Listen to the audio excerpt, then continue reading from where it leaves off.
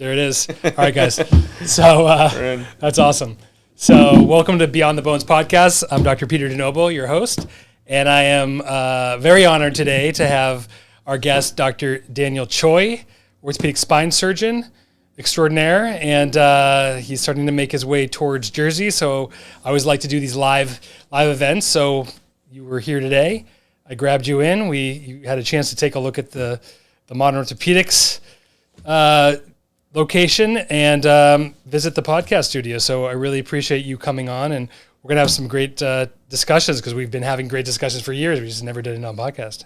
Absolutely. We've known each other, I think, since 2019, pre-COVID, when you were back with the advocacy group here, right? The doctors, what was the name of it? It was New Jersey Doctor-Patient Alliance. Doctor-Patient Alliance, yeah. And I remember, actually, it's very funny, now thinking back to how we met, it was actually social media that brought us together because I read a blog post about how a bunch of independent doctors were suing Cigna here in New Jersey. That's right.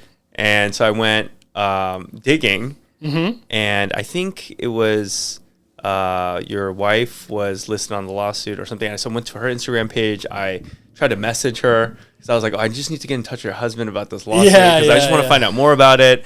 And that's literally, I remember I actually got linked up with George Maspool, who was a general surgeon, general surgery resident. That's right. And he knew you. So he brought us together. See, I forgot about that. That was a long time. That was the origin story. It was all social. It was really social media. I think that's kind of connected us somehow, and then we stayed friends. And then I started my private practice in 2021, and you were one of the first people I called to get advice from, because I remember you had done it yourself at some point.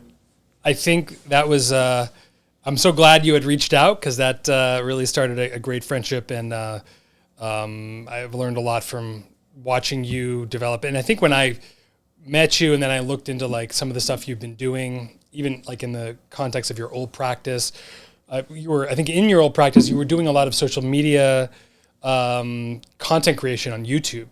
I was very impressed. Like you were monetizing, I think, on YouTube, weren't you? It was pretty good. There was a point I think it was like $1,000 a month just coming in passively just from ad revenue. And, it was crazy. I was just trying to figure out what worked on YouTube, and I was doing Doctor Reacts videos.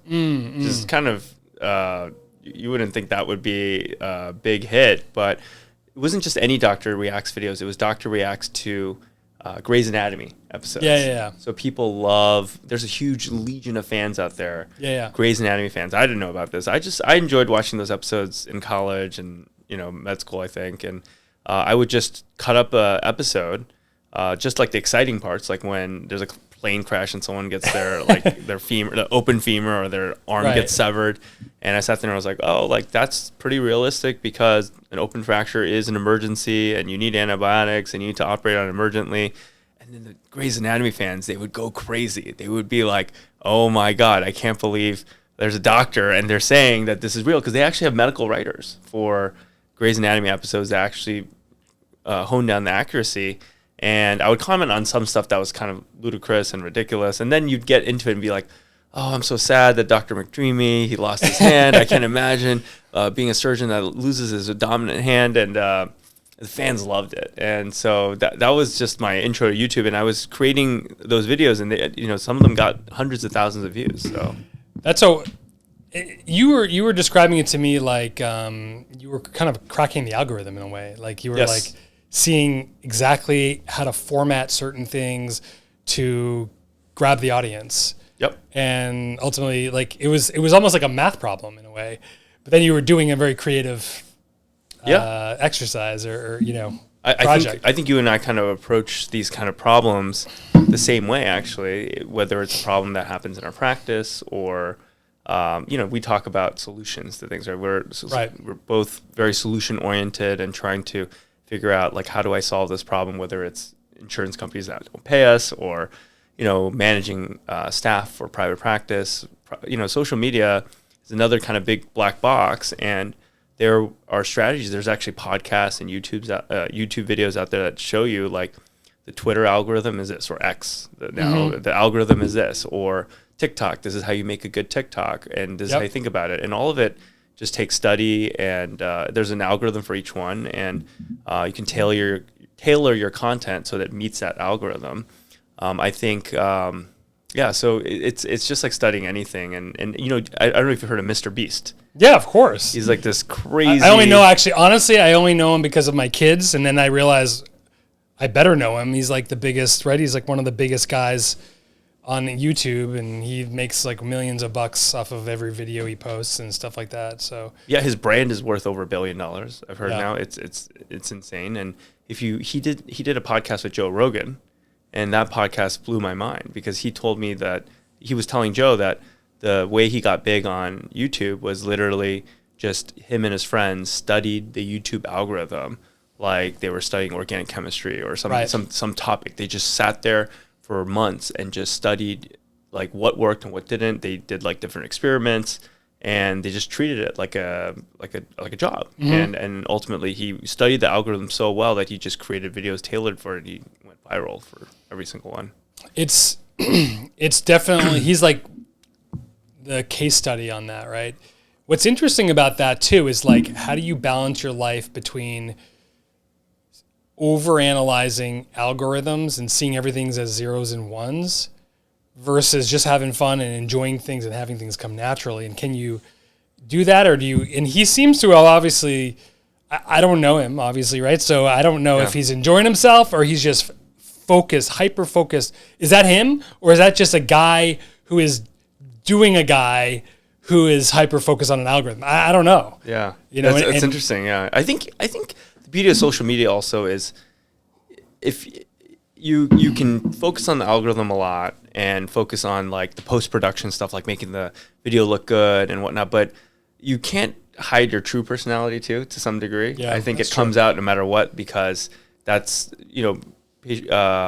consumers or people who are watching influencers, they're drawn to ultimately to like the authenticity and the personality of a person, and like authenticity in content, I think just kind of comes out. You can't really, fabricate it. That's my belief of it. And, and the people I follow on my social platforms, I really enjoy listening to their content. I feel like I know them, and I feel like I know them inside out. And so I do think it's kind of authentic, like or he's doing a really good job of, I think you're right. I think you're right. At some point, I mean, even, like when you do content, and for me at least, I know that if you're not being authentic, eventually you're going to burn out. You're going to stop doing it. It's not going to be enjoyable. Mm-hmm. It has to be congruent with your passion, right? So what ultimately means it's who you are. Yep. So I that's what I enjoyed about watching some of your old videos on YouTube, which is that, like, back when you had all that time, right, to do YouTube. Yeah. Oh man. We'll talk about what you're doing now, but it just seemed like it was a great creative outlet. It was. It's funny because we talked about the DPA and like the advocacy group that I started. I had that opportunity to start that entire organization at a time when I didn't have a creative outlet in my practice. That's why I ultimately got out of my. So we each were sort of, our brains were outperforming our professional confines. You're right. And we were finding other ways to achieve sort of purpose and what we wanted to do at the time. I think I 100% see what you're saying, because I was really almost like hyper-focused on social media and using my platforms to accomplish certain goals. That I was very active on Twitter, on No Surprises Act, and even the YouTube channel, and then Instagram. I was kind of like one of the only first spinal surgeons on there producing content. That was all within the confines of being an employed doctor, and that was my creative outlet. I have to tell you, that was where I was creating, right? What do we talk about? Influencers are creators, right? Yep. And so, as an entrepreneur, you're creating jobs, you're creating opportunity, you're creating, you're creating the vision, right, that you envision for your business. And I think for the first few years of my career, I didn't have that outlet necessarily. And so there were other ways we were finding that outlet. I found that most friends of mine now who have, and I think most doctors who, look, we're smart people. We were able to dedicate a lot of time to a discipline to become, and we're constantly getting better at what we do. But at the end of the day, the wheels continue to turn, and you can't be so focused on just one narrow thing in life. And we all have creative outlets that we enjoy. And what I've found and what I've seen in this era of employment is that people who don't want to take that foray into, which, by the way, I respect. Doing what we're doing is not for the faint of heart, but for those who are comfortable with what they're making and seeing the patients, checking in, more or less checking in, checking out, doing their clinical piece, having the opportunity, or at least making sure they can carve out the opportunity to do other things, whether it's partnering with industry, becoming on the design teams of different implants, doing some of the stuff that people are doing now with three-dimensional design or AI and all this other stuff that's coming out. Mixed reality is coming out with all this customized implant stuff. Or even a friend of mine who's now doing started a company with this amino acid supplementation around time of surgery, which I want to get him on here in the podcast talking about. But and he works for Kaiser. So it's like you can be in sort of a tight box what I'm realizing is that you can still have a creative outlet. Yes. Yeah. Right? Yeah. Without doing the independent practice thing, which we'll talk about. Yeah.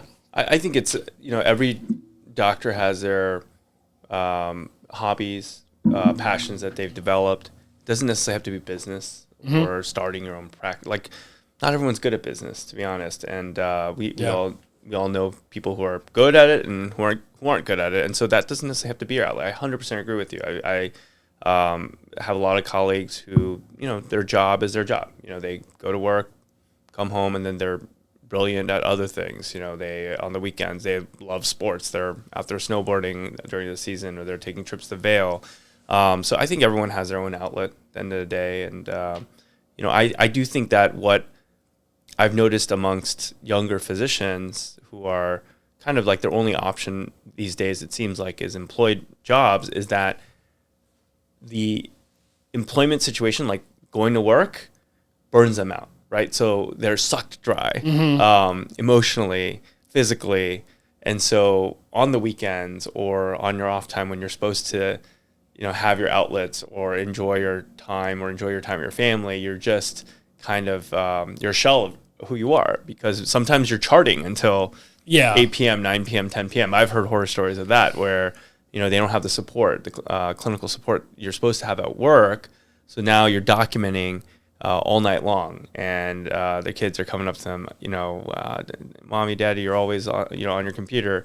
And by the weekend, you're just trying to recover so that by Monday, you're just like normal again. So that's where I think some of the major problems in my generation of physicians and your generation of physicians as well, that, they don't have the bandwidth. Yeah, it's feeling like you're in a pressure cooker without having that creative outlet. I mean, I think the solution to burnout, in addition to obviously controlling the sprawl of the administrative burden that we have in our practices, in addition to clinical medicine, right, is being able to find creative outlets, whether it's being a creator in some way, whether it's within the industry as a separate thing, or, I don't know, a hobby that's fairly whether it's photography, really taking it to another level, because we do that. That's what we do as doctors. Yeah. We take stuff to another level, and it is really, really satisfying to do that, because it's what is meaningful, because to sort of channel our, God-given abilities to be creative. Yeah. And we're creative in the confines of our jobs too. We have to be, right? When you're in the OR, something unusual happens, you have to be creative. You have to take lots of knowledge, many years of knowledge and previous things, and apply things when things aren't, looking the way that they normally should, and problem solving. So all that, we tap into that all the time. But I don't know. I think that... Yeah, I think, though, when it comes down to it, you have to love your work.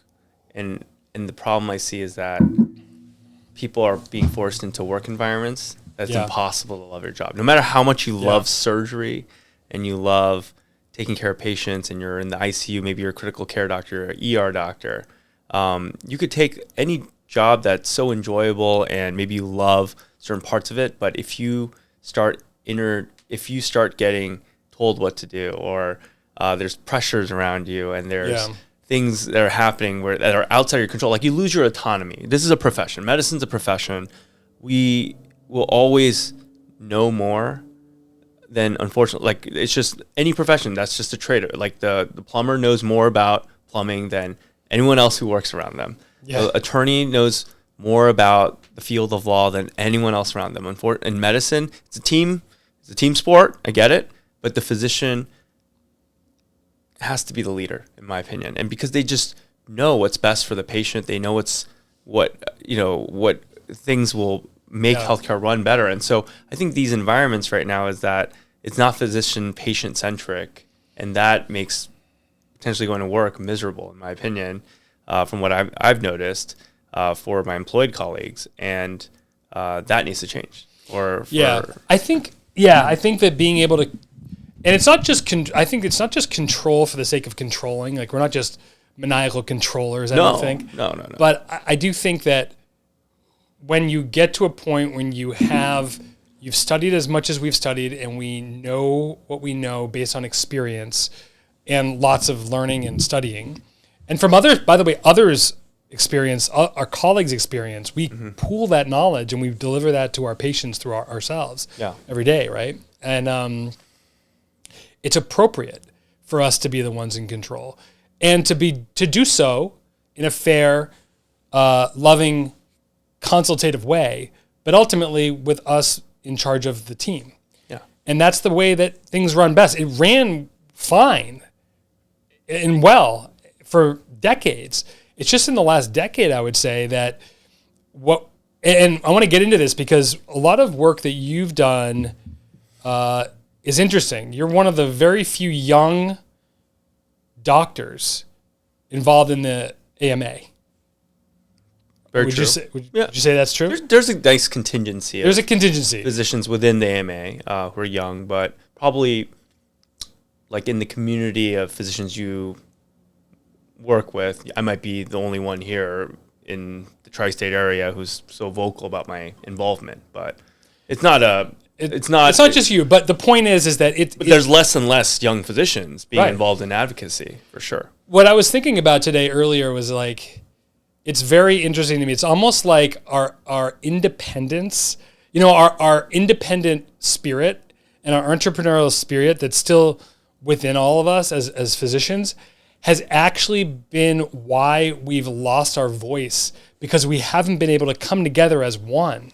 So in that vacuum of leadership from a block of, like for instance, from the AMA, right? We all kind of went in different directions, had different opinions, couldn't agree on stuff. So what happens when there's a vacuum of leadership and there's a vacuum of direction, and there's not enough really stout leadership?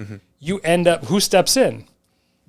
The other parties, AHA, right? Hospital Association. Yep. You got the, American health insurance industry. So we really have essentially, things have completely inverted, and now patients have no idea how their benefits work. I don't know how their benefits. We're all stuck in this system that was created by all the finance people. Yeah. So we're basically operating and doing medicine inside of a finance bubble. Yep.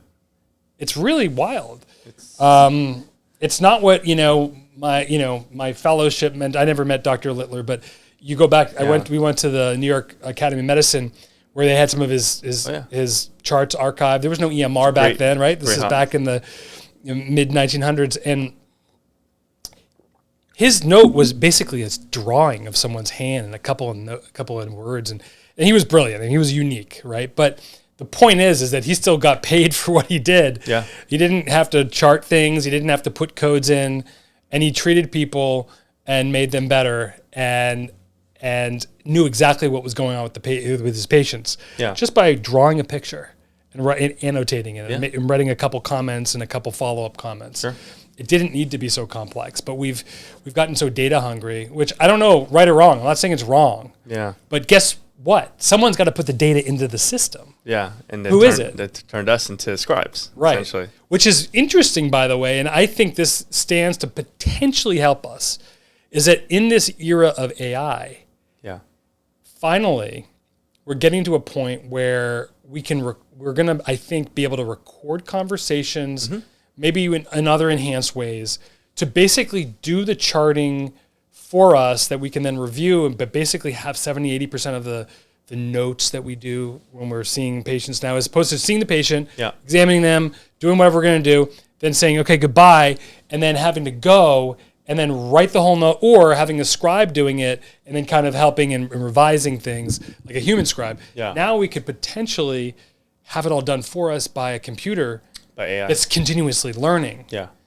And I think that probably will be hopefully one of the really nice things about AI.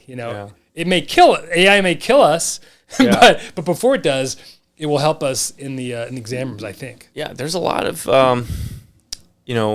I think that there's a lot of tech that can help physicians potentially improve our workflow. I think that you and I are we're operators, right, of practices. So we're trying to figure out how to keep financially sustainable models, because running a business is not, I hear this story, I tell the story to my staff all the time, right? You can have this like amazing chef who cooks up the most tastiest pasta, and they're, Michelin star, I don't know, they're maybe the chef itself, they are the talent of the world, right? But if you go to that restaurant and you wait 3 hours for a table and the silverware is not clean, and maybe the coffee is cold, and they don't have any ice, and you get the menus, and menus are dirty, and you order this amazing pasta that you hear about, and it comes, but it has carrots that are, I don't know, rotten, whatever, and that wasn't the chef's fault. The chef, he was doing his magic, but the system around him, everything around him, the operations, right, that killed the restaurant. The restaurant no longer functions, right? The restaurant goes downhill. It's the customer experience. It's the experience. And all of that has actually nothing to do with the chef's actual expertise, to be honest, right? The chef went to culinary school, and people make the argument for doctors too, right? And this is why it's challenging, because now we kind of see it, right?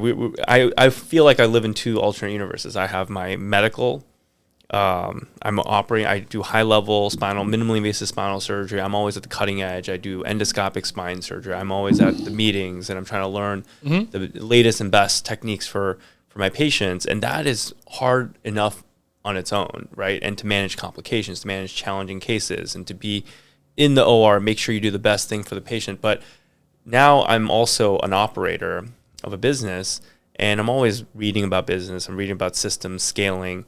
And you can see why autonomy got taken away from us in some ways, because, honestly, some days I'm like, I've started this practice 3 years ago, and we're doing great. I mean, you're doing great.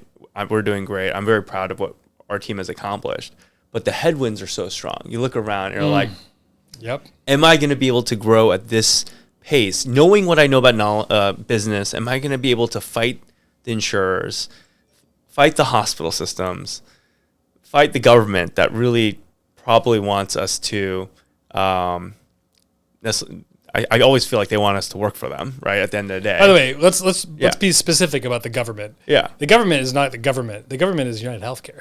Yeah, exactly. Yeah. They basically run the government, essentially. Gave them the reins. Yeah. We can't run healthcare like you can. Here you go. Exactly. They lobby, and I think that, when my whole point is that, I can see how, going back to us being a profession and maintaining autonomy and being able to control, we want things to be patient-physician centric.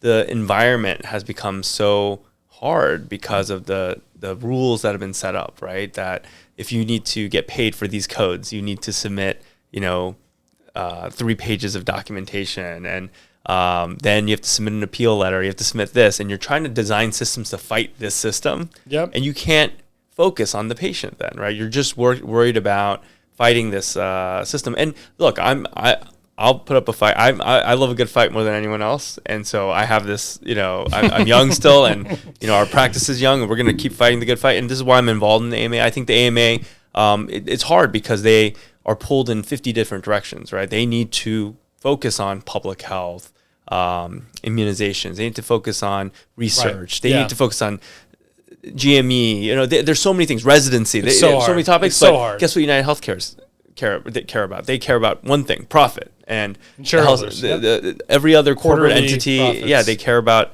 the money and the flow. And you know, this, I don't know if they're not necessarily showing leadership, but it's just they have to care about like 100 different things, where our adversaries care about one thing only, and we have to somehow fight them off, right? No, it's I don't know.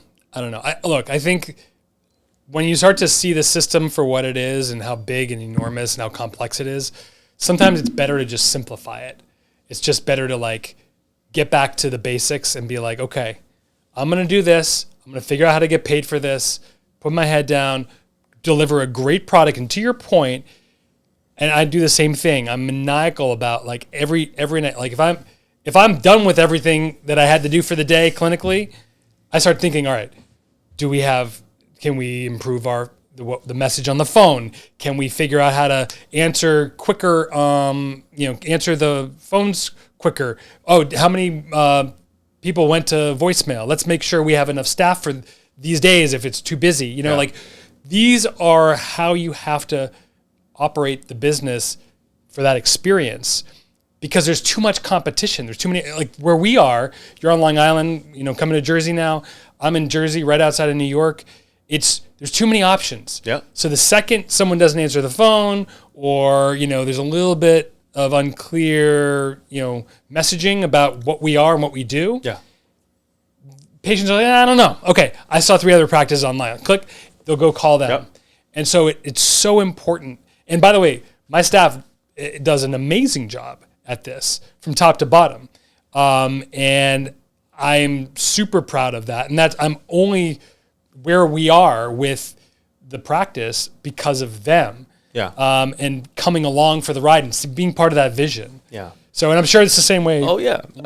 I would say that, I owe everything to my team. I have great leaders in our team that are, that believe in independent practice, that believe in private practice. We have physicians that join both of our practices, I think, that believe in private practice. And, I even though the headwinds are strong and I'm always kind of like worried, I'm really happy with going to work every day. There's no such thing as burnout in my world or your world. I don't think. I don't feel tired of being a doctor or a surgeon. No. I love it. Absolutely love walking into the doors of my practice every single day. And there was a buzz. Like when I walk through your doors, there's a buzz in here, right? There's a buzz. And, funny enough, when I took my mom to a urologist who was independent in California, I felt the same buzz. Like it was this weird, like you could just see the energy in the office. It was not like a fancy office. It wasn't like a fancy logo with like nice lighting. I mean, you have a beautiful building, but this guy's office is kind of like run down. But the people working there, it was like this buzz, like where everyone was kind of like running and rushing to kind of help meet the needs of my mom and me. And that's all you really need. That's all you really need. It was very patient-centric. Yeah. And I loved it. And the people who worked there, I think they might not have been getting the market rate for whatever they're getting paid hourly, but I think the culture of that practice was like patient-centric, and there was less of this like kind of corporate feel. So that's why they were there. And so, that's what we've created in our private practice. And, everything's patients first, patients. And everything kind of falls into place after that, I think. And because of that, we really, I have this philosophy, like, look, if you're employed by our practice and you're not helping to make the patient's life easier, or indirectly, if you're not helping to make the physician or the clinician's life easier so they can actually take care of the patient better, then really, like, do you belong in the practice, right? And I don't think that question necessarily gets asked in the rest of our healthcare system, because administrators are there to justify their own position in whatever they're doing. Well, that gets into sort of, part of what we have to learn if we're running a business, no matter what industry we're in. Yep. To your point of being an operator, right? Trying to run a business. You're basically running essentially your staffing you're part of your staffing your practice. It's HR. Lot of stress and energy goes into HR. And by the way, that is made better when you have great people at the leadership level, executive leadership level, non-doctors, who can then also be someone that the staff believes in. Mm-hmm. And I know I have that in Jen. You have that in, you said Linda? Linda's amazing. Yeah. So that's really helpful. And so this is a question I was going to ask you, which is knowing what, it was been 3 years, 4 years since you've started your practice? 3 years. Knowing 3 years into your practice, what would you say is maybe one or two major things you could give advice to someone else thinking about and really thinking about starting an independent practice that would help them avoid, struggles and financial loss and delays in growth? What are some of those things that you would suggest, you would recommend? I think that my recommendations, number one, and this is actually advice I do a lot of resident and fellow business and medicine talks at some of the industry events, some of the annual meetings. And the first advice I always dispense is that, you really got to be focused on the medicine first. So the business will not compensate for deficits in your clinical decision-making experience and actual operative skills as a surgeon. Mm-hmm. And so I would say that right out the gate, out of training, it is extremely difficult as a surgeon. I don't know in other specialties. I think in surgery, the first 2 years of your career, it's such a insane learning curve, right? For everyone. I mean, you're whether or not you'll admit it, everyone's struggling their first 2 years and trying to really figure it out, know how to handle certain situations, be confident in the OR. It's just different. It's different from when you're training. And so as a surgeon, I think you've really got to put yourself in an environment where you can have mentorship and you may not be focused on the business right away, from the beginning. So once you get that solidly down and you feel like you're a solid surgeon technically and you know how to make good clinical decisions pre-op, post-op, then if you're thinking like, look, I want to branch off on my own and start my own independent practice, I think that, it's very doable. I think that going into any market, you have to know your market. That's the other thing. If you want to just throw yourself into, like, if I was like tomorrow going, okay, I'm going to start my own practice, I'm going to go to Kansas or I'm going to go to Iowa and I'm going to do it, I would be scared. I would actually think that I'm probably going to fail, to be honest, because when I started my practice, I knew my market inside and out. I knew it cold. I knew, how I could get referrals potentially. Referral sources are huge. They don't just fall into your lap, right? You need patients to get sent to you. And that gets built outside of usual business hours. You have to do dinners. You have to shake hands. You have to walk into offices. I used to walk into primary care doctors' offices cold, like by myself, just walk in there, shake the manager's hand, just be like, hey, I'm a spinal surgeon. I just started down the street. Would you, be interested in sending patients, right? So I think, you have to understand your market, and that would, if I understood my market better, even in Long Island, I probably would have done better. So, how you technically accomplish that, that's probably beyond the scope of this podcast, but that would be what I would recommend. Uh-oh. What did it say? Do we drop off of IG Live? Yeah. Does it still say live on there? It says we suspended automatic behavior because it was feeding. I don't know. Let's see here. Let's see. We just got I wonder if Are we still live? No, we I'm just, not. Yeah, it's okay. You know what? Do you want me to go back on? See if it'll jump right back on. It might give you a new key. Oh, I think it might. We were doing doing Instagram Live, so okay. Is I think it back? we're back on. Yeah, I think we're back on. All right, cool. Yeah. And we're back. So to summarize, the recommendation you would have for someone thinking about, hey, maybe employment with a big system or company or big practice even is not for me. The summary is know you're ready, know your market, and then work your ass off. Is that basically the best?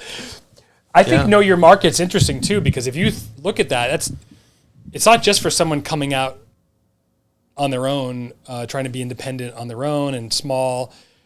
Look at some of, I won't say names, but look at some of these bigger companies. Yeah. Orthopedic companies. Okay. That have moved out of their main hub and have not found success. Thinking, overthinking, or not thinking enough, I should say. Yeah. Not really knowing their market, I guess is the point. Mm-hmm. Knowing the market where they were born, but not knowing the market where they were hoping to move to. I'll even say it too, like Paramus is a different market than in Wayne and even Parsippany, where our other offices are. Towns, yeah. No one travels west in northern New Jersey. Everyone travels east. People are willing to travel east. It's a very, it's a gravitational pull towards Manhattan. Yeah. And so they come to Long Island. They don't go that far. It's coming the opposite. I'm going to steal your patience. It goes the opposite way over there. But like, what's interesting is one of the reasons why we're succeeding in Paramus is our patients from the Wayne area are in like that whole little western area are coming towards us here. So we have something to start with. But if we just started if our office was in South Jersey and then we put an office in North Jersey, we would be like twiddling our thumbs some days, because it's hard, to get people's minds to change about who we are, what we do. I mean, better than anyone, like brand awareness is where it's at, and it's extremely expensive. It's extremely noisy in the marketplace. And it takes not just money, but like careful, like, how it goes when you're trying to set up ads. What is the phrase that people will touch people's sensitivities for what I'm doing and what I can offer them? Yeah. How many times have you revised things and gone with a different thing or changed the pitch? I can't do it anymore. I outsource it all. Do you? I have to. I outsource like everything in my life now. That's to accomplish what I need to accomplish, to be able to, I told you I have two worlds now. I feel like I'm living in, and so if I'm gonna actually be a competent full-time surgeon, do cases for, I operate 2 days a week now. I used to operate 3 days a week. I had to cut out one day to do administrative work. Yeah. But I'm operating 2 days, seeing patients 2 days a week. Wednesday's my administrative day. Now I'm running the practice. And then everything else that has to be outsourced. I realize, like, I have, like, the things that I need to make decisions on, I'll make decisions, but someone else has to kind of help me do that. Like, even the marketing, like, I have to outsource it. The marketing outsourcing is interesting, because if you find someone who can market the way that you are happy with, even if it's getting you 75, 80% of the way towards what you would hope for, that's a huge win. I've found that if I'm not, maybe I'm just a little too obsessive. Many people would agree with that statement. But I do feel like by crafting things myself, and by the way, I enjoy that. Yeah. I'm not doing it because I just think that sometimes only I can take what I know I can offer to people and put it into something that, and I run it by people. I say, what do you think? Like, but are you doing the post-production? Are you cutting it up, and are you doing the captions? Are you talking about social media? Yeah, social media, all this stuff. Are you doing all of that? I am, but I don't do volumes of stuff. Yeah. I've seen your stuff. It's great. I only do the stuff that I know, okay, I have this, like some of the patient stuff. Yeah. That's all me. Because who else is going to talk about the surgery I did? Yeah. And so all that has to be, I think, the doctor. That gets into a different, I'm talking about like Google AdWords. I'm talking about like what's on the website, how you organize the website to have people have an experience as they experience it when they land on your page, knowing what you do. What feel is it? What phrase do you use to sort of say, like ours is like a different orthopedic experience? Like I want it to people to understand this is a different experience. Yeah. It's not just like the doctors, which are really important. No, and a website is important. It's their first impression. It's your first. Patients are Googling you. Absolutely, everyone's Googling you before they come visit you in person to spend the time to make that appointment. They want to get to know you first. So the website is key. We spend a lot of time on the website. I think my point was, I'm still involved to get the mood, but all the kind of anything that I don't need to make like a impression on or decision on, where I will tell my team, we need to make this look modern or we need to make this look sharp. So do you have someone doing social media for you then? No, I still do a lot of my spine.ny posting individually, but I find it, I wish I could post more, but it's either I like do social media or my employees don't get paid. Like that's literally how how I think about it. I'm like, definitely making the right choice. And so I'm like, okay, like I'll put it on hold when I have some free time. I'll create content, but I'm trying to figure out a way to, get some support on that, I think. So I think we're all struggling with that, right? At some point, how do you find the right team or the right person who you can let go of things and trust that things are going to get done right? And that's what I'm learning. I haven't like found too many, but there's a few. Yeah. And you just hold on to those people like for dear life. What do you? Well, let me ask you this question. What have been the biggest challenges trying to balance being a healthcare entrepreneur and business owner and surgeon with family life? Great question. I would say that's been a big struggle for me because I would say anyone who's probably made it to medical school, I was, this goes way back also, like into my childhood. I think that even since I was a kid, I was in a household, and this is more analysis I'm doing right now as an adult. I'm thinking back to like, trying to understand why I am the way I am. And I work like a dog. I'm a workaholic. You'll find me working all the time, and I enjoy it, right? But there's a little bit of pathology to that, I think. Like you work too much. But like, where does it come from? I realized like even as a kid, I was pretty much like very over-programmed.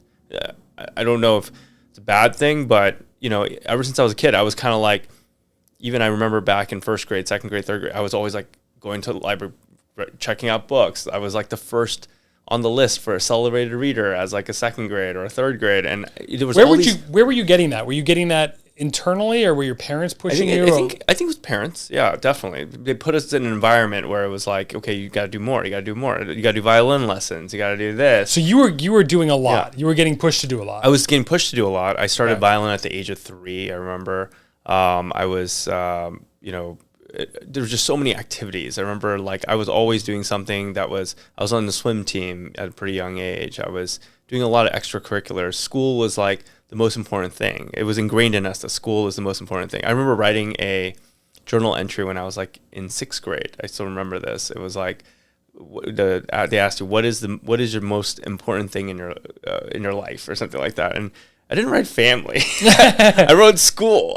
School is important. School is the most important thing. Like getting that's what you were good grades. And told. That was environment. I think it was it was a Korean immigrant mentality.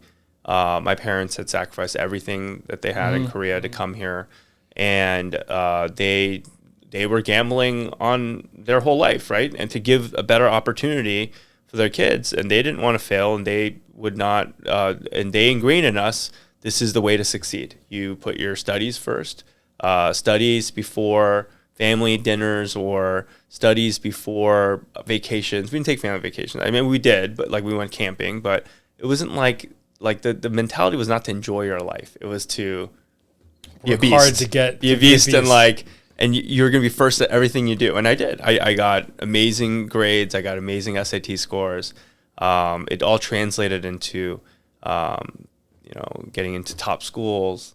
I was admitted to Stanford. I was admitted to Penn. I was admitted to Cornell. I remember, my admission, I was so proud of them, right? Parents were proud of them.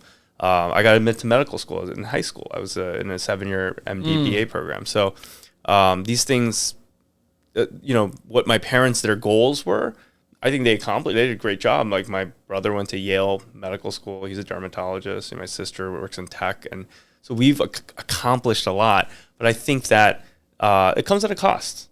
And the cost is, the balance of, school, work, and the rest of your life is lopsided, completely lopsided. And so I've definitely worked on correcting. I think what happens is having kids changes the equation quite a bit. And, you thought you didn't have time before you had kids.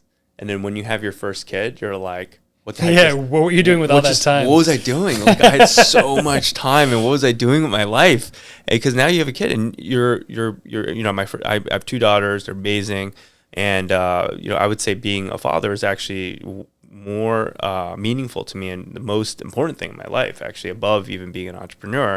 I don't really share that too much on social media or really talk about it. I try to keep my private life private, but that is the first and foremost thing. And I've also had to do some reevaluation. As I started my practice, I was really consumed, and I realized I'm just kind of like, I didn't see my second daughter like grow up. Like I don't remember her first year because I was so consumed by the business. And I think that lately in the last, year at least, or the last couple of years, I've made like significant changes where, like I don't want to miss my kids growing up, and I've got to really schedule in time. Like I literally block out time in my Google Calendar where this is like family night. This Saturday is all family activities, and that's been working out for me. So just blocking it out like it's actually part of my business. That's a really great way to take a approach that is hardwired into you and applying it to the family, right? So you're like, all right, well, look, I'm very scheduled and disciplined and work oriented, but we'll just make the family part of the work. Not that it's work, but it's part of your scheduling process. I think that's a perfect way to think about it, and to sort of let it be part of the way you approach things, but also make sure that exactly you're present.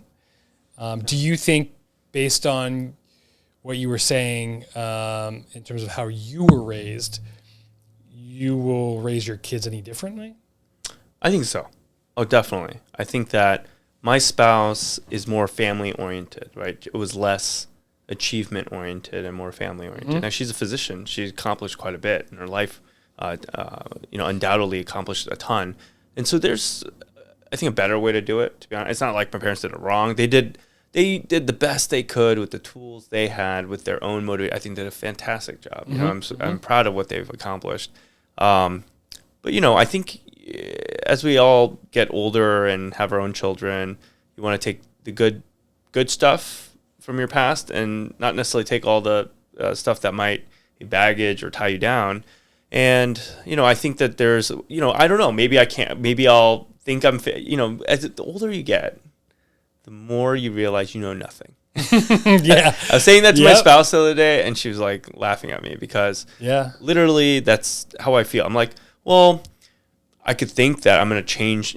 I think we all try to do the best we can with the experience and the knowledge that we've accumulated. Yeah. At the end of the day, we never really know if what we're doing is what the end result's going to be. Like, is it really the best way or the better way? So I think I'm going to take some of that. I want my kids to be beasts in whatever they do. I want them to succeed, and I want them to achieve, right? I think that there is a lot of happiness that comes in achievements and being the best at what you do. There's a book, I think it's like Be So Good That They Can't Ignore You or something. Like there's this book that I know it talks about how like happiness and fulfillment comes when you're really good at what you do, right? Because then you earn respect, you earn financial status. There's a lot of good things that come with that, and that doesn't come without being disciplined and being really like goal oriented, right? At the end of the day, but at the same time, you don't want them so tied up that they don't develop their social skills and they're not enjoying their life, and they're not, like if I went back to college and I thought back to college, I wish I had studied abroad more. I wish maybe I'd, hung out more instead of I was always working and, kind of like thinking about, the next step, and maybe I could have just being more present, stopped and been like, I'm going to Northwestern, go to the football games on the weekends, go to the tailgate. I didn't do much of that. I was always probably in the library, to be honest. And so, maybe, there's better balance that I could teach my kids. Yeah. I think that the answer is there is no balance.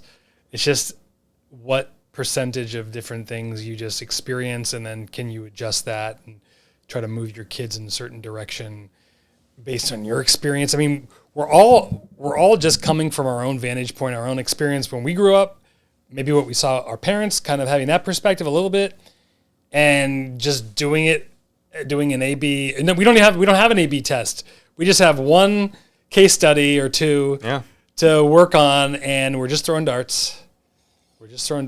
And we're looking around. We're comparing notes with other parents.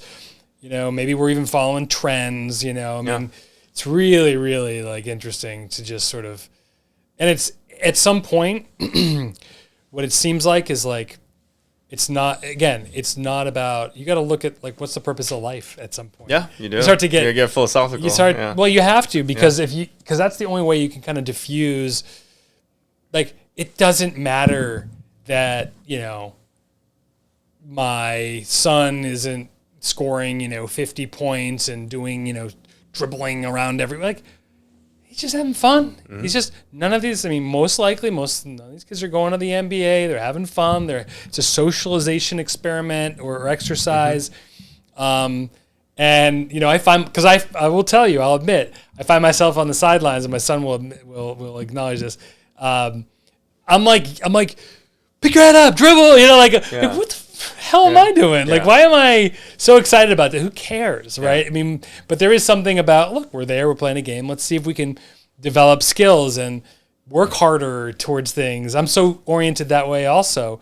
But thinking back when I was a kid, like, nobody was really paying attention that hard to me playing basketball. So maybe I'm overdoing it. Maybe I'm pushing the needle too far in one direction. So I don't know. I'm probably not doing it right. Just like you said, we would probably look back in 20 years and be like, wow, maybe I should have done it that way. There's always, it's human nature. You always think that, the grass is greener on the other side, and, you think that, but you do the best you can. And we have our own value system now based off of our experience, what we value, what we want our families to look like, what we want our business to look like, what we want my day-to-day to look like, you know. And, I think every person has their own individual sources of happiness, and you have to chase those sources and do the best you can. What that will help you get there. And it's not. And by the way, it's not getting there. Yeah, it's the process. It is of getting there that is really where you find happiness. It's not a destination. I agree. It's just the process of getting there that is where you need to find your happiness. Because once you get there, then what? Yeah. You're right. Many people have gotten there, and then you want twice as much. And there's that sort of fallacy that you're always chasing more. You never, you're never satisfied. End of the day, That's one thing that I have seen, early in my career with other surgeons who were further out in their career, very successful, and had big houses and tons of cars and various things. And it's like, I don't know. I mean, like, they want they're just, you can only consume so much material things. It really, for me, I mean, there's a certain point, this is my perspective on it, but there's a certain point where, like, you're happy, your kids are happy, they're balanced. Yeah. That's the focus. And for us, I mean, at least in my family, it's like, we really try to instill like virtues in them. It's like, that's where I'll be able to feel comfortable, like, when they go off to college, knowing that, like, I did my best, and they have a great foundation that they can encounter most situations and be any situation, and kind of. I think being a parent changes everything, right? I mean, being a parent, that your purpose, step outside yourself. Your purpose is changed dramatically. Like teaching your kids every day, and getting them to be functional, independent in the world, and be good people. It becomes like you get consumed by that too. At the end of the day. 100%. Yeah. So I don't know. You're saying, so if I get a private jet, I'm not gonna be happy? You probably be a little bit happier for like a couple of days, maybe a couple of times you use the jet, but I'm not going to discourage you, because I'm going to ask you to take me and my family on that private jet. So I'm not going to discourage you from continuing to work very, very hard, Dr. Choi. So we've covered a lot of things. One of the things that we talked about, and I think to the extent that, I don't know where you are in your journey with this, but we were talking about this a month or two ago about health, our own personal health, and how we've really lost our way as a society. And if you look back and see how diet and nutrition has been sort of taken and bastardized and morphed into a just a financial gain by companies selling us garbage, and we're all unhealthy, which then drives the healthcare system, which then drives other people's profits, and and we're all invested in 401ks, in stocks that are invested in these companies who are fueling the poor nutrition, the bad studies, who are fueling food company funded studies that push worse stuff on us, that make us sick. And we're all invested in these companies that do it. So it's this big cycle. So it's not like we can just say, oh, stop. Because guess what? Then all those companies don't do well. Then our 401ks drop. Then we're all like, what the heck? Our retirement. So we're all kind of in this weird environment. But what I do really enjoy now seeing, and I've mentioned this on my social media, and I put that on that like link tree on my personal account, Peter DeNoble, MD. If you go to my link tree, is a few podcasts. It's not comprehensive, but it's a few talking about nutrition that have really helped me understand biochemistry, human biochemistry, and what we eat and what we do that makes us healthy and what doesn't. And as a surgeon, as someone who went to medical school, went to residency, we're treating sick people, talking to people who have, osteoporosis, who have bone, we talk about bone health all the time, but do we really, really know about what makes us healthy and what doesn't? Just strictly from a nutrition standpoint. Forget about sleep and exercise. I'm talking about just what we eat. And the answer is no. No. But I'm trying to learn through podcasts and books, stuff that was never introduced into our med school curriculum. So it makes me angry, to be perfectly honest with you. It's why even I feel like sometimes primary doctors aren't even sure. They're really incentivized to treat medications. Treat problems with medications. And by the way, even if they started to try to educate people, people wouldn't be up for it.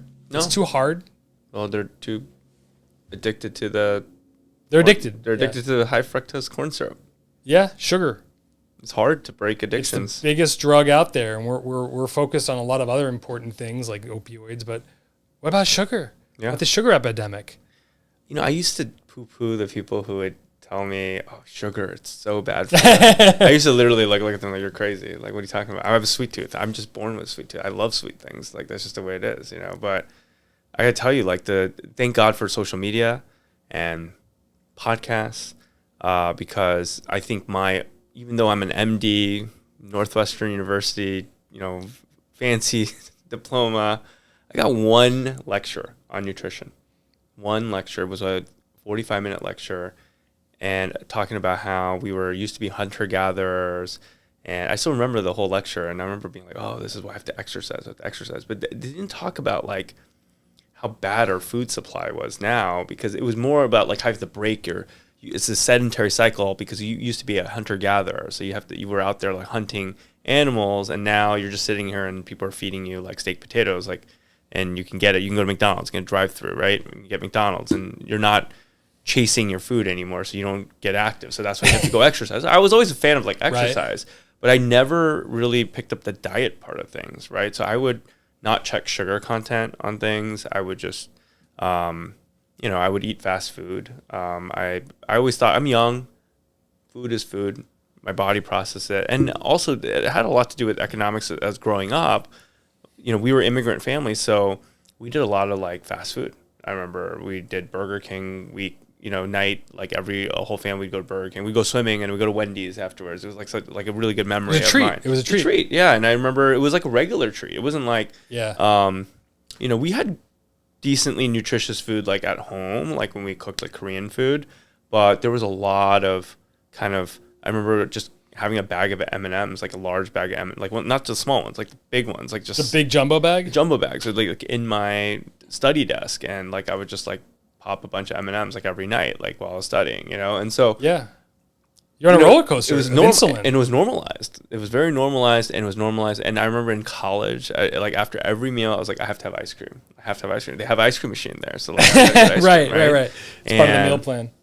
And it was part of the meal plan, and so I remember even as last like 3 years ago, like I would see TikToks about sugar content in Coke, and they would show you how much sugar was. And I was like, whatever, I would say that in the last 2 years, I've really woken up to this and how bad the food supply is. It's just so crazy. Like you go to the grocery store and everything has high fructose corn syrup. Like ketchup tastes good because it has high fructose corn syrup. 70% of the grocery store you shouldn't touch. Yeah, it has that poison in it, high fructose corn syrup. It's more addictive. High fructose corn syrup. And by the way, that's just one of the versions of sugar. Yeah. One of the versions, between xanthan gum and cane sugar and organic sugar. I don't care if it's organic or if it's high fructose corn syrup, whatever it is. Sugar. Fructose is fructose. Yeah. It turns immediately into fat in the liver. Our gut suffers. We get leaky gut. I mean, there's so many things down the road. I will recommend, I really enjoyed this book, Metabolical, by Robert Lustig. He was one of the podcasts that I had put on that link tree.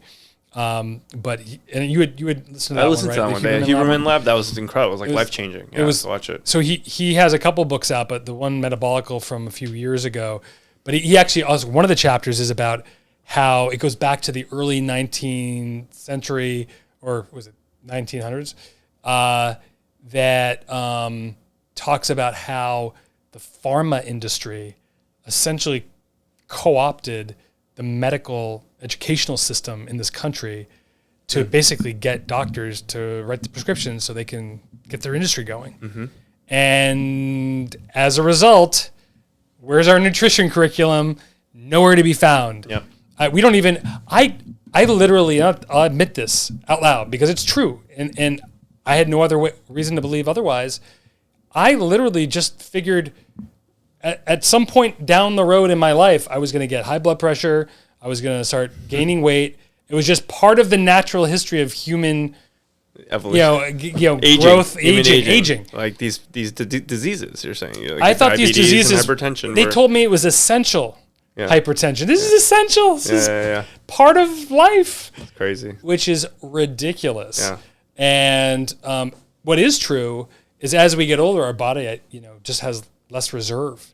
Right? When we're younger, it's not that when we're younger, it's not damaging. It's not damaging. It's just we cover it up better. Yeah, we do. I do think that one of the benefits of aging is you get to see the results like the next day if you ate something. Yeah, you do. You really do. Your face feels usually right here. Yeah, it's right here. Or it's in the cheeks, or like I'm with you. I think that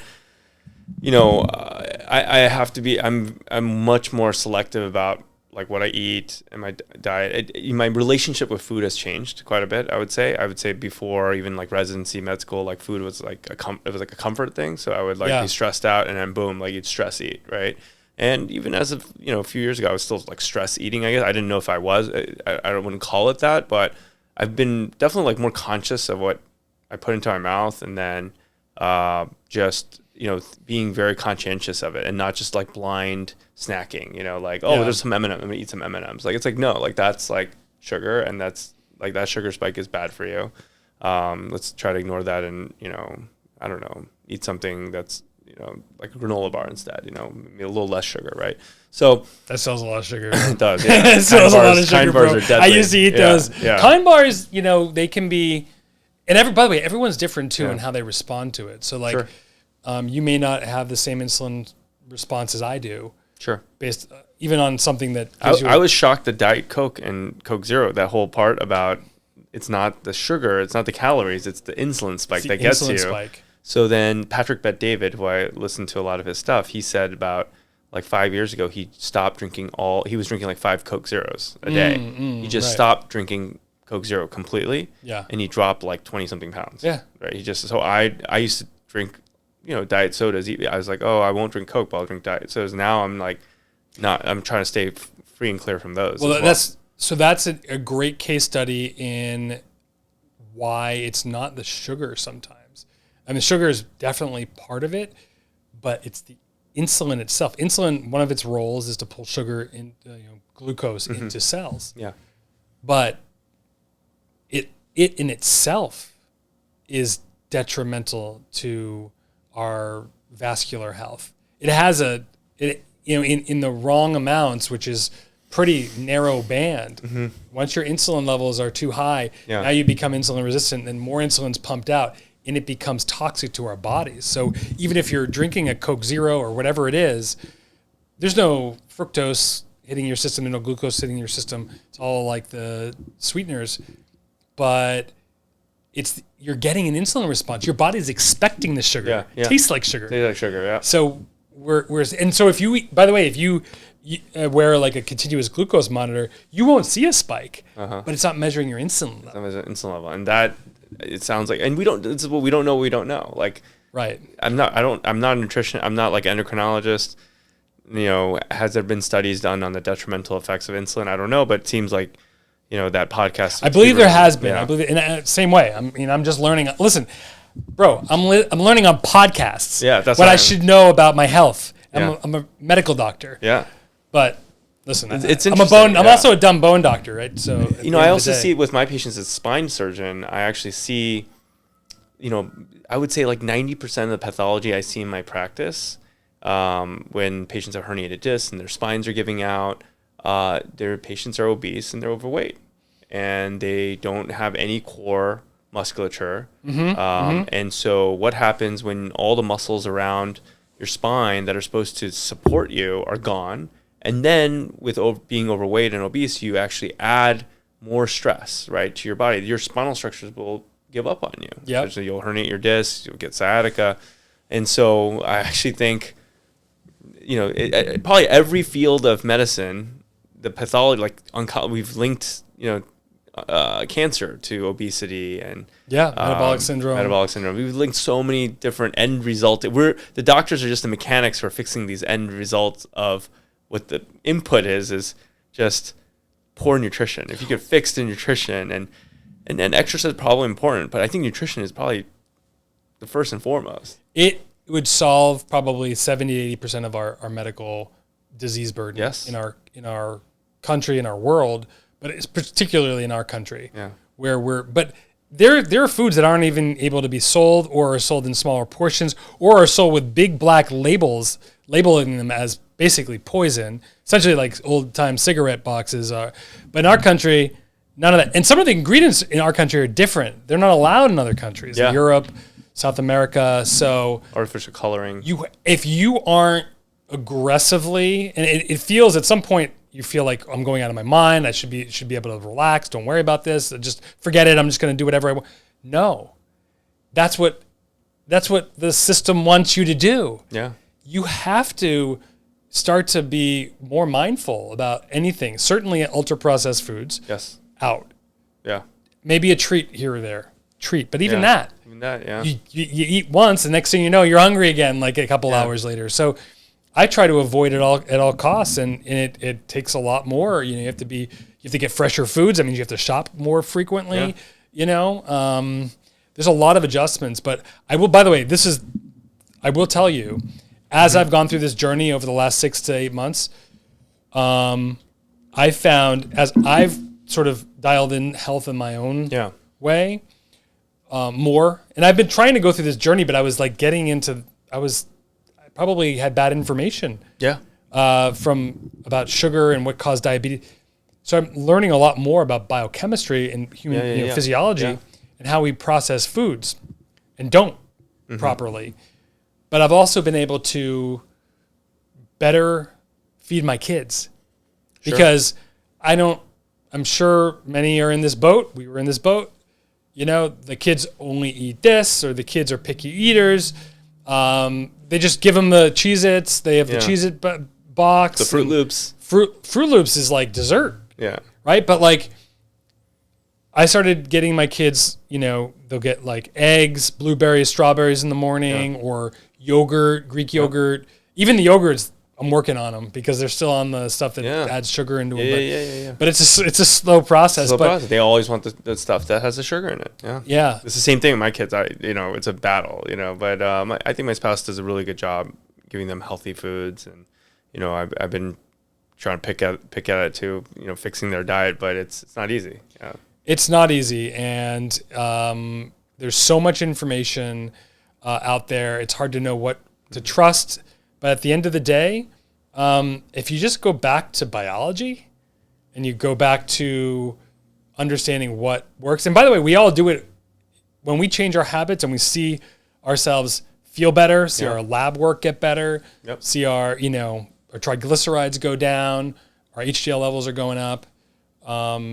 That's a good thing. Yeah. And I don't know. I just wanted to, because I know you were kind of...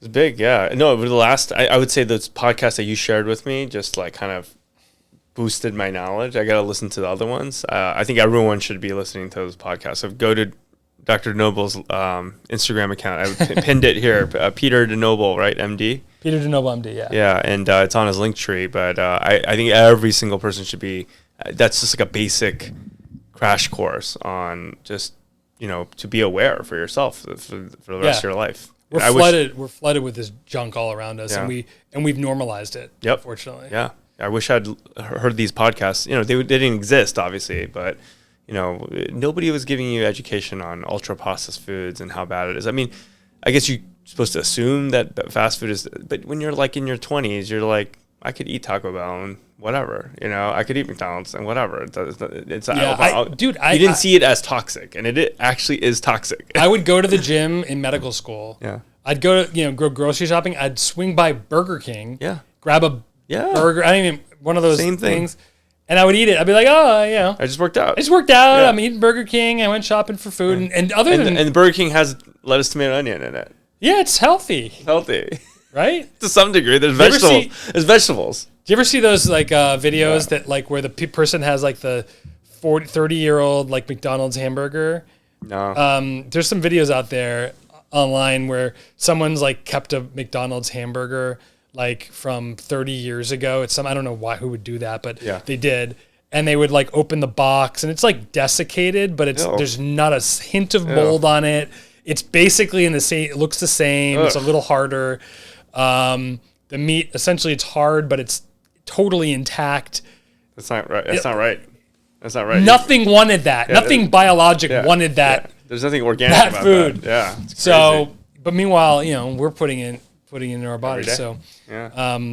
The analogy I put, I mentioned on one of the things that I posted was we're driving Ferraris and we're putting 87 gas in there, maybe less than that. Yeah. 85. Yeah. At best. Yeah. So, I've noticed a huge difference. After I changed my diet up, I had some big shifts in my lab work too, and I lost. I shed 28 pounds, I think. Wow. All my clothes, I didn't fit into. I had to retailer all my suits, and I just feel better. I feel, more.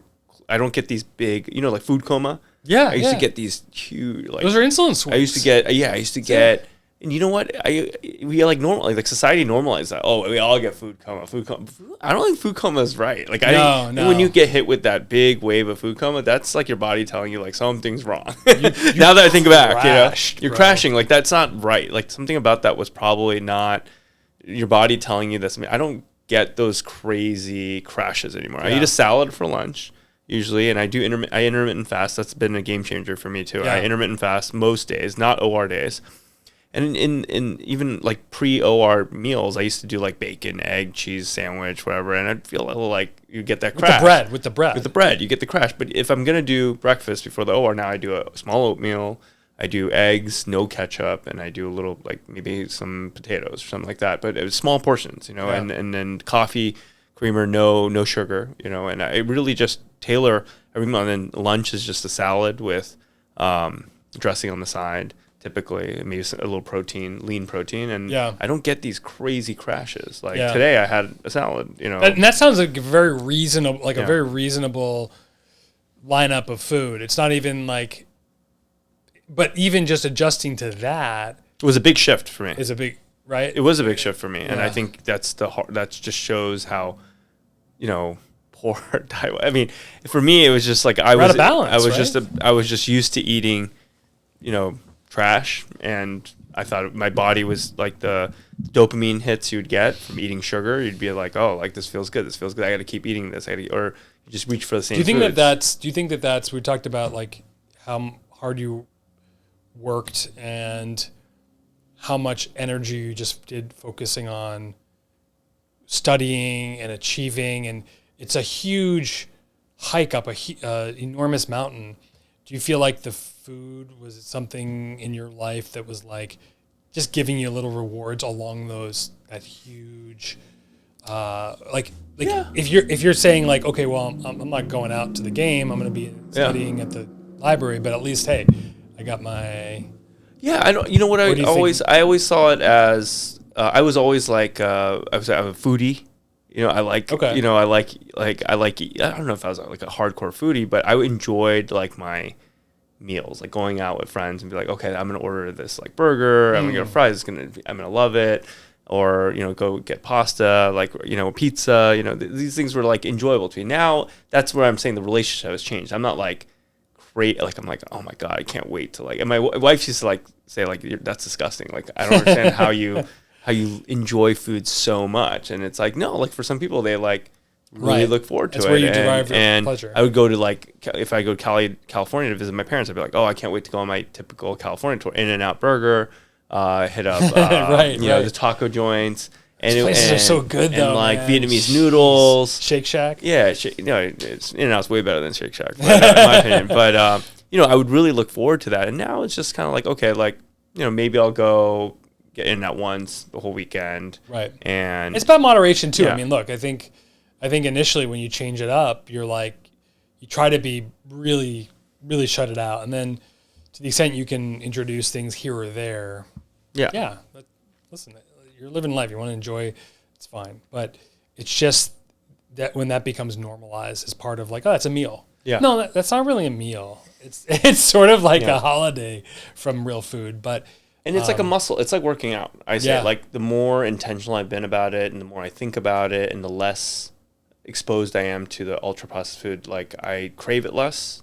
I think about it less. Yes. I'm okay with eating a salad and I'm satisfied. I move on with my day. I don't, kind of go like, oh. You're not like, your mind's not like, I need some. Yeah, I need something else. Crackers. Like, I need some chips. Like I just like, okay, let's move on. And it's a muscle that gets stronger and stronger as I flex it more. I'm not perfect. Don't get me wrong. I'm out there sometimes. I'm like after a case, blood sugar's down low, and then the doctor's lounge has Oreos. Like, dude, I'm gonna crush a bag of Oreos. It always has like the crappiest stuff in those doctor's lounges. Another bastion of our institutions, like offering us just total junk. But it is what it is. Well, they have oranges, but when it's like Oreos and oranges, and you just came out of like a 4-hour fusion, you're like, I need some Oreos. But hospital you work at, they have fresh fruit. Yeah, I don't know, gotta go there. But listen, man, I really appreciate you coming on the podcast, discussing all these important topics. It's been a pleasure, and we look forward to seeing you more in Jersey. Yeah, I've been so impressed with what you've built here, Pete. Like you saw me that I built. I was just filming. I was just like videoing his whole practice, going, "Oh my god, can I take your ideas? Can I take your design? This is amazing." Steal them all. I mean, you got to visit if you haven't. This is a phenomenal facility, and we kind of talked about the logistics of what it took, the risk that it took to build this, and it's incredible. You're a visionary, and everything you've built here. I know it takes guts to do it, and not just guts, but execution. You execute like a maniac. So. It's very impressive, and I'm inspired by what you've built here. Thank you very much. Yeah, it's one of those things too where you have the vision, and sometimes you're not prepared for what it's going to take. But once you start, it's like climbing a rock face. Like once you're in the middle of that climb, there's no ropes. Yeah. No one's lowering you down to the ground. Like you got to keep. No one's coming to save you. No one's coming to save you. So, but you got to save yourself, and that's pretty much the way it is in any business. So. I appreciate those kind words, and you've been doing the same exact thing, probably to even greater extents out in Long Island. So we'll see. Keep it going. See how far out west you come. Yeah, absolutely. Pulling you, man. Gravitational I know. pull to Paramus, man. I'm excited for Jersey. That's great. Well, thanks again. All right, awesome. Thanks, Pete.